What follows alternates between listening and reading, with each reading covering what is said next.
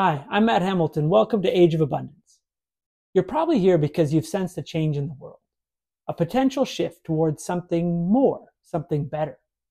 The Age of Abundance is a term that promises a future as bright as we dare to dream. In this video, I want to start peeling back the layers of what it would truly mean to have abundance in our lives. Not just in the things we can count or measure, but the quality of our days, the breadth of our knowledge, and the depth of our connections. We'll explore how, with technology and a spirit of innovation, we could carve a path to a world where scarcity becomes a word of the past. I'm talking about a leap forward that could redefine how we live, learn, and connect with each other. So let's get started.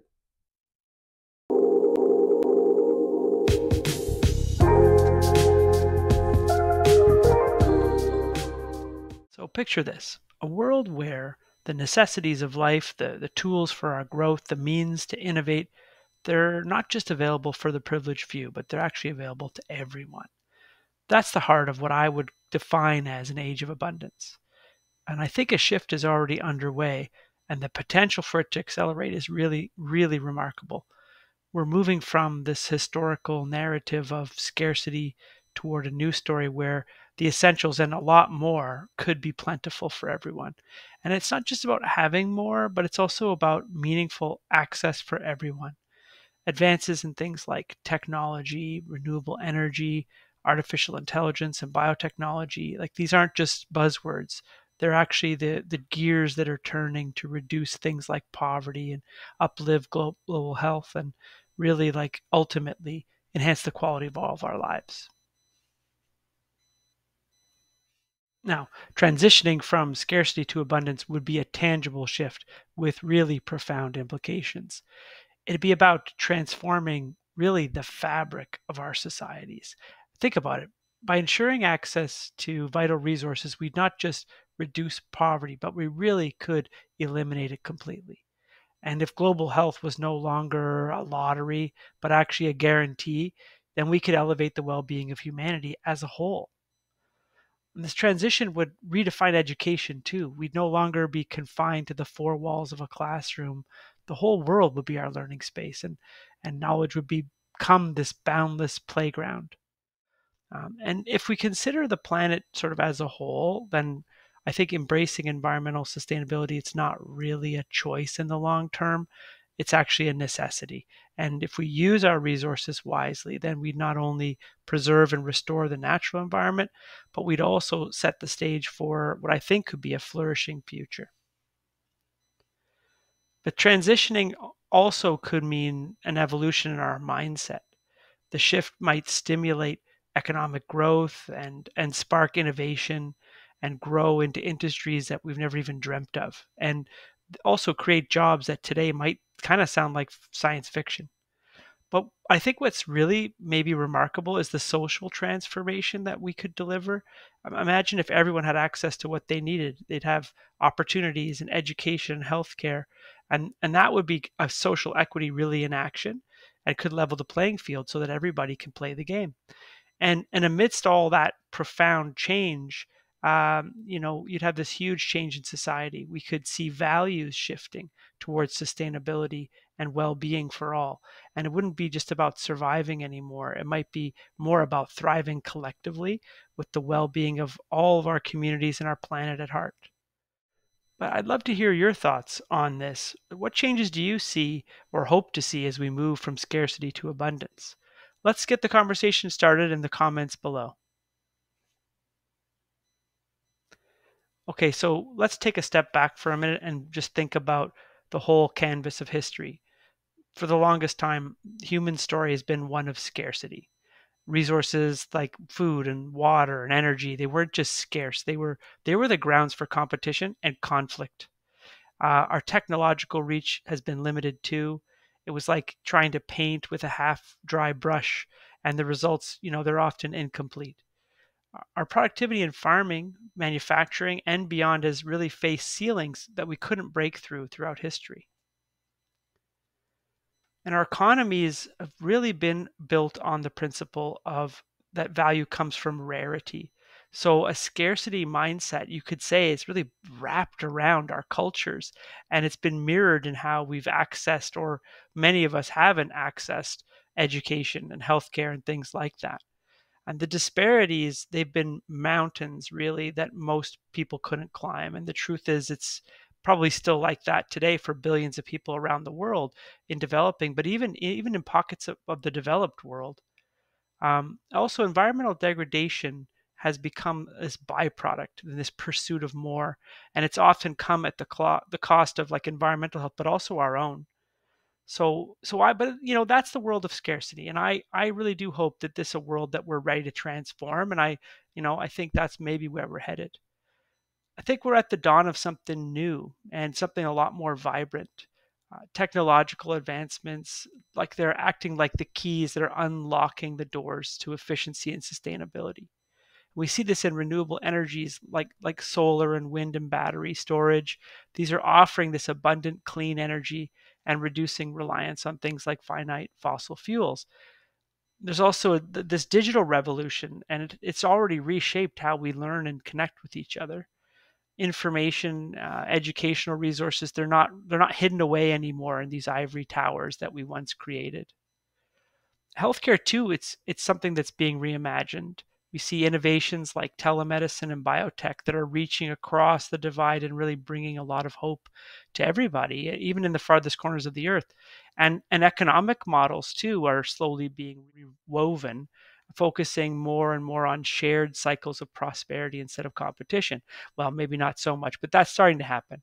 But anyway, the emerging potential, I guess, for abundance, it's like a new chapter, I think, that's just waiting to be written. And I think there's a narrative of reduced inequality, improved health, and importantly, maybe potential for a higher quality of life for everybody on the planet. All right, so let's get into the core of the discussion, the key pillars of abundance. And I think of these as like the sturdy beams that'll support the architecture of our future. Things like abundant energy, education, intelligence, health, food, water, shelter, opportunity, creativity, and connectivity. And each pillar, it needs to stand strong for sure, but they also have to stand together so they can form this sturdy, durable foundation for what would be a world of abundance. If we zoom in on the first pillar, which is the clean energy piece, I think it's really exciting to think about all the ripple effects we can see of harnessing energy that's clean and potentially limitless. Even with existing technologies like wind, solar, and batteries, and those sorts of things, we're already growing lots of new jobs and industries. And things like energy independence, it's not just like this catchphrase, right? It's something that can become a reality. You could see already certain countries are already beginning to find strength and stability in this idea that the freedom that comes with renewable energy, with storage that can bring. Also, even better, like the costs have been going down the more we've invested, and so that's starting to make clean energy not just ecologically a good choice, but actually an economical one. And maybe you start to think maybe we can fuel the future of abundance without burning through the whole planet's fossil storage. Education, in a world where we have abundant education, the technology is really going to erase boundaries to learning. So things like geography, income, social status, this is no longer going to dictate who gets to learn and who doesn't. Also, education, it will be everywhere and available to everybody. So it would enable this idea of lifetime learning and growth. And as the job markets evolve and as these industries rise and fall, you start to see continuous, development of lifelong learning. So it would be just woven into everyday life, basically. It would also mean, I think, staying adaptable and always being ready to kind of navigate the changing tides of the economy. So that's going to be a big change. In the age of abundance too, like universal education, that could really drive innovation in society and fuel progress across every sector. So then it would be about learning that doesn't just like serve the individual, but also kind of elevates the collective capability. And learning also wouldn't be this one-time journey, but it would be more of a versatile, ongoing adventure. Things like frequent career changes would become a lot less daunting because the education system would basically prioritize adaptability and equip us with this ability to thrive, where basically the only constant is really going to be change. So in our abundant future, like education would be the key that unlocks potential for all of us and for society and probably the world. But I'm curious to know, like, what do you think about that? How would you see abundant education? How would it change your life? Please leave a comment below. So let's move now to intelligence and imagine a world infused with abundant intelligence where every decision, every innovation is kind of informed by comprehensive data and advanced AI. In that world, AI wouldn't be this distant concept like it is now, but it'd be a daily part of our life that enhances human capability and also turning vast amounts of data into what would actually drive us forward. And it doesn't have to be AI on its own, but it could be about collective intelligence. So, in fact, like it could be the power of the connected minds across the globe, pooling all of our wisdom and solving problems together, big or small, from the local community issues right up to the global challenges. And AI and human intelligence working together, I think they have the power to address really complex issues, things like climate change and resource management. There's also the synergy of these minds and machines that could lead to huge leaps in our efficiency across all kinds of areas like industry, healthcare, urban planning, and all that would pave the way for a smarter, more informed set of solutions. Okay, so now let's talk about what's fundamental in our life, health and well-being. Imagine the possibilities in this age of abundance where medical advancements like telemedicine would stretch across the whole world, making healthcare much more accessible to everybody, and even in remote areas. Through the lens of this abundant sort of data, healthcare could become more personalized, preventative, and timely. And that, I think, would enhance early intervention that really could change our lives. We could have a global population that lives longer, but also a healthier, richer life. And those lives would be full of potential, right? Free from the shadow of these preventable diseases. And what's health without a bit of sustenance? We bring, we need to talk about food and water. Technology advancements in agriculture, they're not just growing more food in the decades, they're actually increasingly doing it in ways that respect and rejuvenate the earth. So if we can imagine farms that are more like gardens and they're cultivated with precision and care and they yield a lot more with less waste and less harm, and we could have agriculture that's in harmony with nature, and that would ensure we all, nobody goes to bed hungry. Also, the clean water issue, it's a serious concern still in the world, but it would become a commitment. Initiatives around the world could purify, preserve, and provide water to everybody. And that would be, I think, a great vision for the future where, all the hunger and thirst are addressed and really health and vitality, they're the foundations for that future. Shelter is another fundamental human need, but in an age of abundance, it wouldn't just be about, sort of four walls and a roof. We could completely have reimagined the concept of home. New housing and urban planning designs could spring up and really transform what it means to live sustainably. And that could be more than just homes, but they could be spaces that really breathe green technology with communities at their core. And imagine if we have construction that's fast, cost effective, and really good, for the environment. We could be using breakthrough methods that put affordable housing within everybody's reach.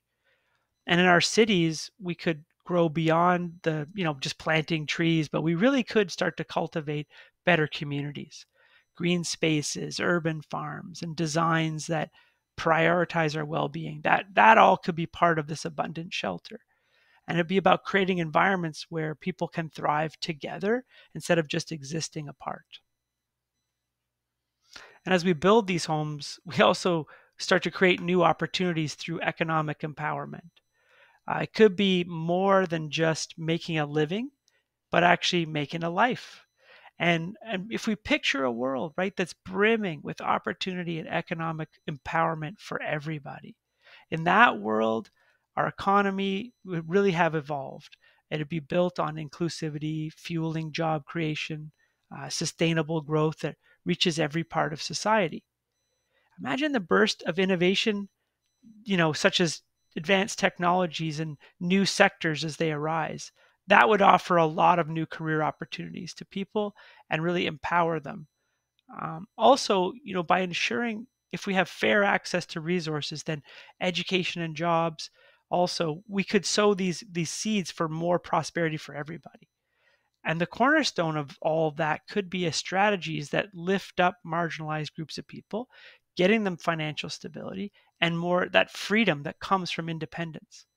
And that I think would be the true mark of a society that's thriving, where every person is equipped to contribute and benefit from our collective success.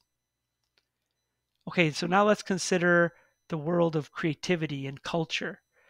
Imagine if we have an era where expression is unlimited and artistic tools and cultural treasures are just a click away, regardless of where you live or who you are. We could be entering a digital renaissance. And technology here is not just a tool, it's the whole canvas we use to broaden access to creative things and cultural dialogues.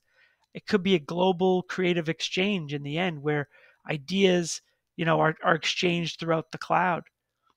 And we could, have a flourishing of digital platforms that start to really empower everybody with their art, sharing their heritage, and letting us all revel in what it is to be human.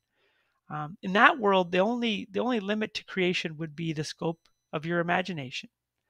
And let's not, we can't forget too, there's a power in collaborating. We could go beyond just sharing art, but actually forge real bonds that go beyond borders and build communities that are diverse and united in creativity. Okay, so let's connect the dots here with the next pillar, which is abundant connectivity. In this interwoven digital world, technology is this thread that binds us all, right? And enabling instant global communication and collaboration. So it could be about transforming the exchange of information, making it seamless, like just like the air we breathe. The internet has already become this huge library, this meeting room, this workshop, all at the same time. But it wouldn't just be about the connection, it would be about the possibilities that come out of that connection. So, universal internet access could link all these diverse communities and encourage this exchange of ideas and cultures and dreams. And I think that connectivity could then kind of create international communities and networks. Well, that already does, and it go beyond these cultural, physical boundaries we live in. We can share knowledge at the speed of light, enhance global empathy, and foster more cooperation in the world. So every click of a shared story or collaborative project could weave a digital fabric that wraps around us all, bringing us closer than we've ever been before. Okay, but as we navigate through the journey, there's going to be a lot of challenges. It's really important to point this out. Political challenges, for example, are often going to be these big, long shadowed issues over the path. Navigating the maze of the political landscapes and all these different agendas, it's going to take more than just goodwill and behavior. We're going to need diplomacy and a serious commitment. We're also facing a world where political will can either fuel the journey or stall it. So, overcoming things like regulatory and bureaucratic hurdles, that's certainly going to be a big deal. But these are the gates that we got to unlock if we want to have this innovative, freedom and solutions in the future. Every policy and law that we could reform, every barrier we dismantle is going to bring us closer to a world where this abundance can thrive. Okay, so let's pivot now to the economic landscape in abundance. It'll be really essential that we ensure that the fruits of abundance are not just plentiful, but actually equitably shared. The transition to an abundant economy has to be something that's mindful and designed to uplift everybody rather than just widening the gaps between us. We're probably going to need to transform our economic models to reflect some new values where prosperity is measured sort of not just by personal wealth, but by the collective well being of everybody in the community. And for example, addressing job displacement that's going to come from automation and technology, that is going to be pivotal.